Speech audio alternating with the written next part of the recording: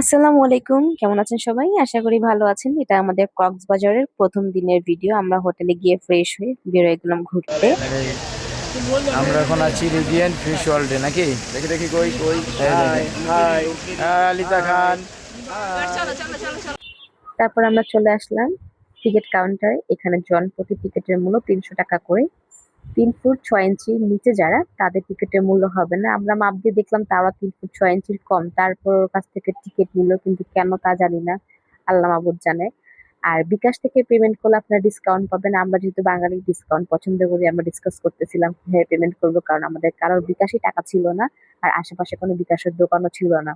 তারপর তারা দুইজন সামনে গেল, গিয়ে দেখলো কোনো বিকাশের দোকান আছে কিনা। তারপর ফাইনালি বিকাশে পেমেন্ট করে আমরা এখন ভেতরে এন্ট্রি নিচ্ছি। আসলে জায়গাটা সত্যি খুব সুন্দর। মানে যখনই আমি অডিও দিচ্ছি, আমার বারবার চোখের স্মৃতিগুলো মনে পড়তেছে। জায়গাটা সত্যি খুব সুন্দর। স্পেশালি যারা বাচ্চা নিয়ে কক্সবাজার যাবেন, আমার রিকোয়েস্ট থাকবে তারা অবশ্যই একবার হলেও বাচ্চাকে নিয়ে এখান থেকে ঘুরে আসবেন। আর এখানে সময় আনলিমিটেড, আপনার যতক্ষণ ইচ্ছা আপনি ঘুরতে পারবেন, থাকতে পারবেন, কোনো সময় ধরা বাধা নেই। আর এখানে হচ্ছে আলিতা এই ফিশটাকে এত পছন্দ করেছে, হয়তো ফিশটা তেলের জন্য আমাদের কাছে খুব অ্যাট্রাকটিভ মনে হচ্ছিল। ভালো লাগছে ফিশ গুলো আর কি। আলিতা বারবার ধরার চেষ্টা করতেছিল, আমরা এখানে কিছু ভিডিও করেছিলাম। আর এই মাছটা অনেক বড় মাছ ছিল।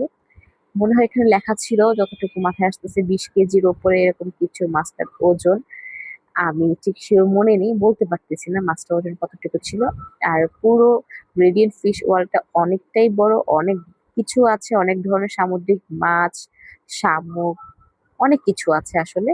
সবগুলো তো এক ভিডিওতে নিলে ভিডিও হয়ে যাবে অনেক বড়। আমি ভয়েসে কি বলবো না বলবো সত্যি নিজেই জানি না।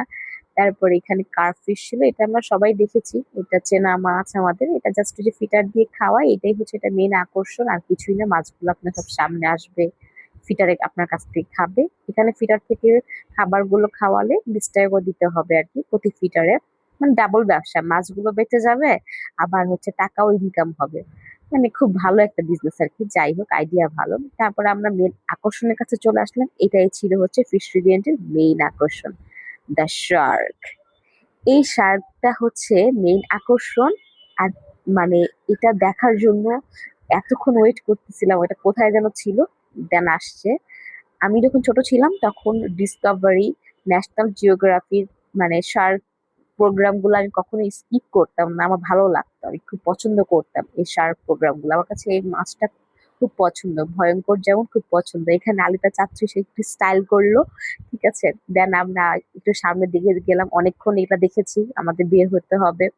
তাই আমি তো সামনের দিকে এগিয়ে দেখি কি কি আছে এইখানে। এই শার্কের সাথে আরেকটা হচ্ছে বড় টুইস্ট আছে, দেখেন এন্ট্রিটা একটু দেখেন, লুক লুক লুক, কি সুন্দর না এন্ট্রিটা।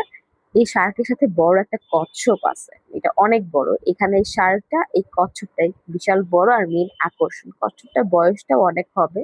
এখানে শার্কের ভিডিওটা বারবার করতেছিলাম, এত ভালো লাগতেছিল শার্কের ভিডিওটা করতে, দেখতে। মানে আমার মনে হচ্ছে যে এই তো আমি ধরছি, এরকম একটা ফিল হচ্ছিল, এত কাছ থেকে আমি দেখছি এটাকে।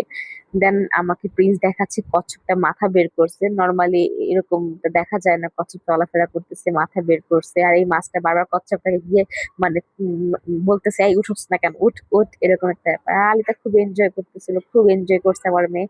মাশাল্লাহ, আমি চেষ্টা করতেছি আমার মেয়েকে পৃথিবীটাকে সুন্দর করে চেনানোর। আর হচ্ছে ও এখন ছোট, ওকে মনে হয় টয়েস এর থেকে হচ্ছে, টয়েস কিনে দেওয়ার থেকে আমি ফিল করি যে ওকে ঘুরতে নিয়ে যাওয়া, ওর সাথে টাইম স্পেন্ড করাটাই হচ্ছে সবচাইতে উত্তম, ঠিক আছে। আর উপরে আমরা এখন যাচ্ছি হচ্ছে ফিশ রেডিয়েন্টের টপ ফ্লোরে। এটা হচ্ছে একদম টপ ফ্লোর, এখানে শেষ। এখানে মানে মিরর রিফ্লেক্স ছিল, এখানে ভাবছি যাব। তো তারপর আবার চিন্তা করলাম যদি বের হয়ে আসতে না পারি, মাথা ঘুরায়, এইসব চিন্তা ভাবনা করে আর এখানে যাওয়া হয়নি আমাদের। জাস্ট একটু ভিডিও নিয়েছিলাম, আর কিছুই না। বাট জায়গাটা সুন্দর ছিল। মানে যারা মনে হয় যে গিয়ে আসতে পারবেন, তারা অবশ্যই যাবেন। তারপর আমাদের ঘোরাঘুরি শেষ, আমরা নিচে চলে আসতেছি, কারণ দুপুরে লাঞ্চ করতে হবে। আমাদের লাঞ্চ করা হয়নি, তা ওরা খুলতে সিম বললো, আর কি হবে যেন ডোরটা খুলে গেল, জানি না। বাই দ্য ওয়ে, আজকে আমাদের হচ্ছে এখানকার ভিডিওটা শেষ, স্কিপ করছি। আমরা এখন খাবারে চলে আসবো। দুপুরে আমরা লাঞ্চ করতেছিলাম, এখানে ছিল আয়ের মাছ, সুরমা মাছ নিয়েছিলাম, সাথে মুরগির মাংস। আর ডাল, শুটকি, ভর্তা এগুলো ছিল। আর এটা মাটির চুলা রান্না করাতে টেস্টটা খুবই ভালো ছিল। মানে এভারেজ 10 অফ 7 কি 8 বলা যায়।